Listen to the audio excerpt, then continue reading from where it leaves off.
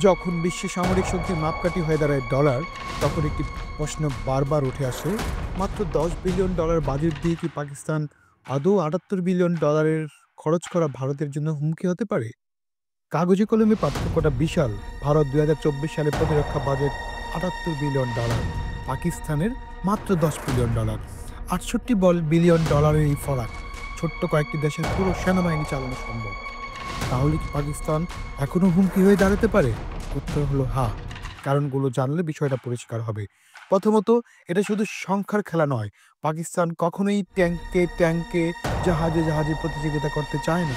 ওদের কৌশল হলো অসম প্রতিরক্ষা বা এসিমেট্রিক্যাল ওয়ারফেয়ার, যার বড় প্রতিপক্ষকে বিভ্রান্ত, দুর্বল অথবা ধ্বংস করতে পরিকল্পিত। দ্বিতীয়ত আছে পরমাণু অস্ত্র।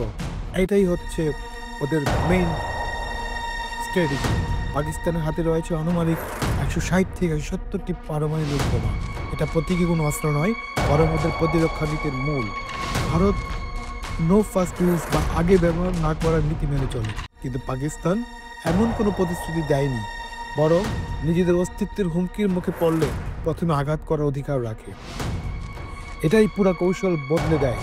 যখন পরমাণু অস্ত্র সামনে আসে, তখন ছোট প্রতিপক্ষ বড় শক্তিকে থামাতে পারে। তৃতীয়ত, পাকিস্তানের সেনাবাহিনী ছোট্ট হলেও দক্ষ ও অভিজ্ঞ। দশকের পর দশক যুদ্ধ আর সন্ত্রাস বিরোধী অভিযানে তারা অভ্যস্ত। সেই সঙ্গে আছে চীনের সঙ্গে ঘনিষ্ঠ সামরিক সম্পর্ক, যেখানে যৌথ জোট তৈরি, মিসাইল প্রযুক্তি, জেট তৈরি, এমনকি উপগ্রহ নজরদারিও অন্তর্ভুক্ত। তাহলে ভারতের জন্য বার্তাটা কি?